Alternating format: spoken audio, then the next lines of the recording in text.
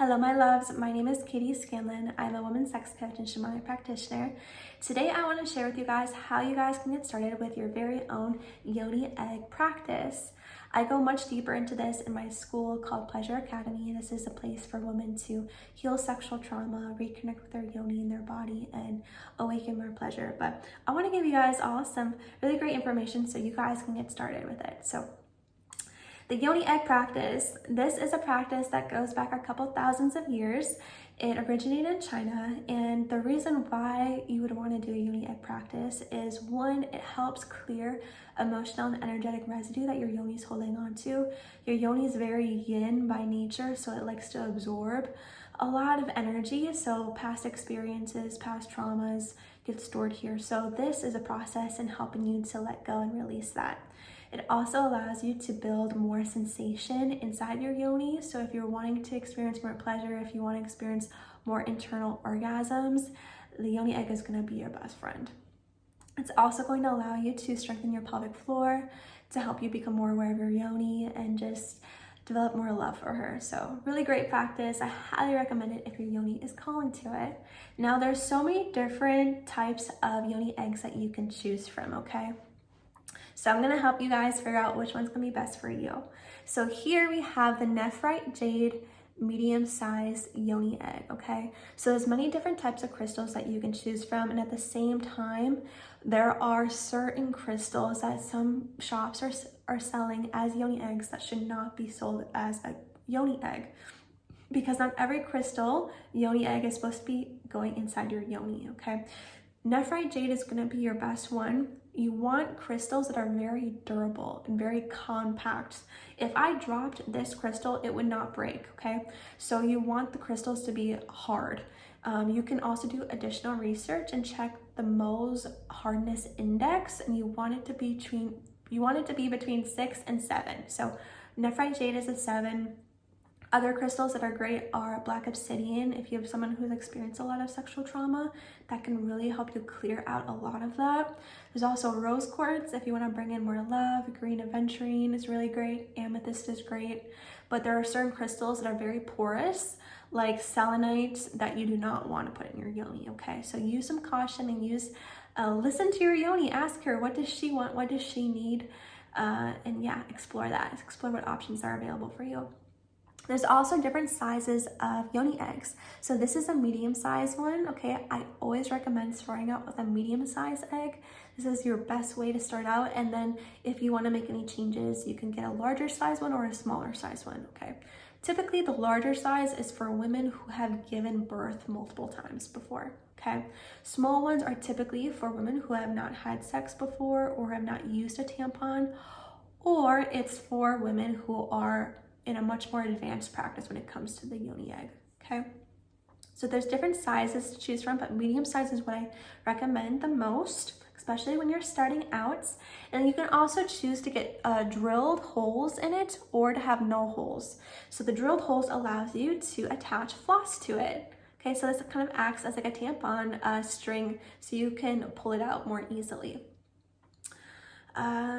So yeah, different options that you can choose from. Now, a lot of women have a lot of fear around working with the Yoni egg, okay? It's either one, women are afraid that the Yoni egg is gonna get lost inside their yoni, or two, they're scared of what will happen if the floss breaks. So let's talk about it. One, I invite you to learn the anatomy of your yoni, and the best way to do that is by using a finger and exploring that on your own. And before we do any type of penetration, whether it's our finger or our Yoni egg, we always want to ask our yoni for permission if we can insert it. So that can look like holding the Yoni egg at the entrance of your yoni or your finger at the entrance, and just checking in with her, asking her if that's okay, and listen for that yes or no, okay? You have to honor it. If it's a no, don't do it, okay?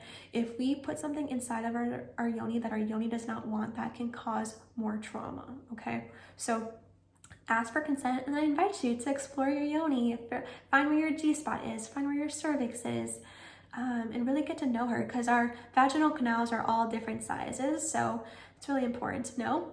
But what I will say is a very basic anatomy lesson is you have the entrance of your vagina right here, you have your vaginal canal, and then you have your cervix at the end, okay? Your cervix is what prevents your yoni egg from being lost, okay? Your cervix only opens when you are giving birth, and it only opens when you are menstruating, but it just opens just a tiny bit, okay?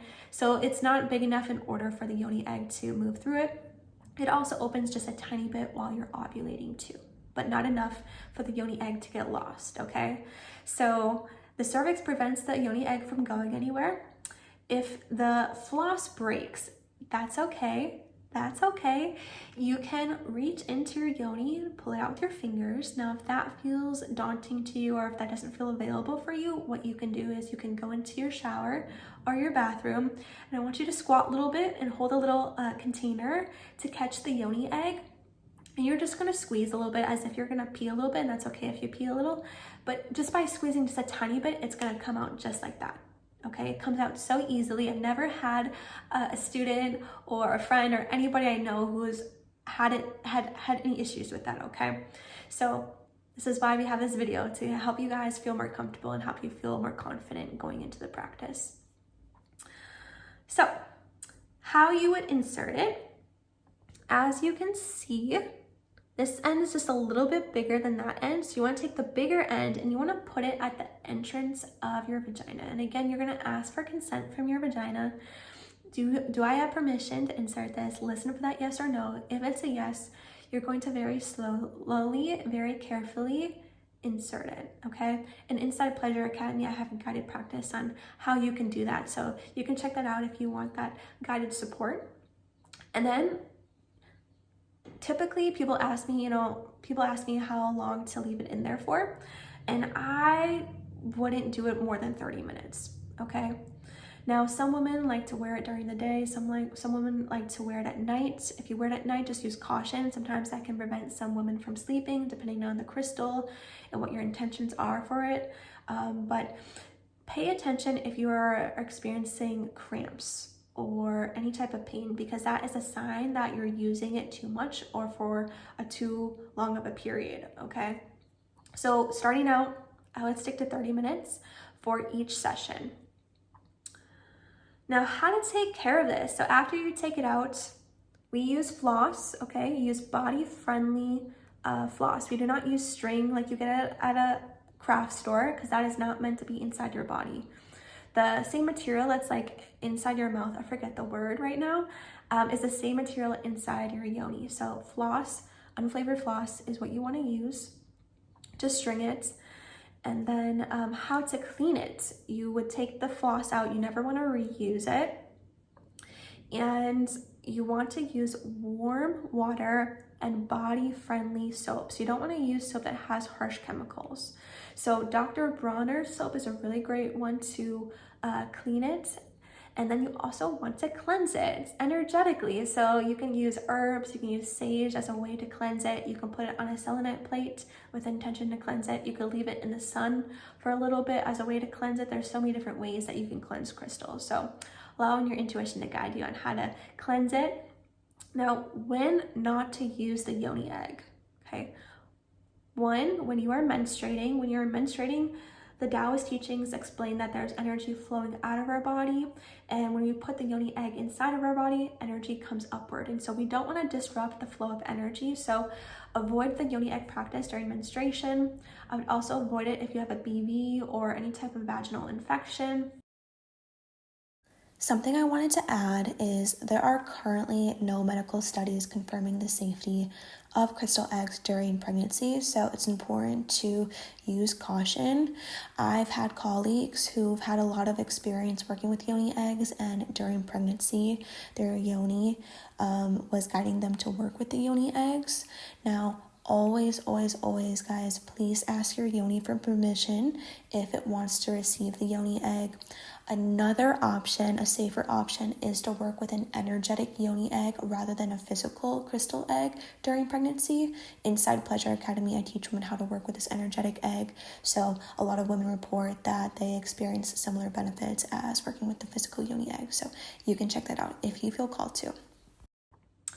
Okay, my loves, so I hope that was helpful. If you are looking for more guided practices to explore working with this type of practice, you can check out Pleasure Academy. I'll put the link down below, but I hope this was super helpful. If it was, please like this video, please subscribe. It helps out my channel and helps me share this beautiful information and helping women reconnect to their yoni.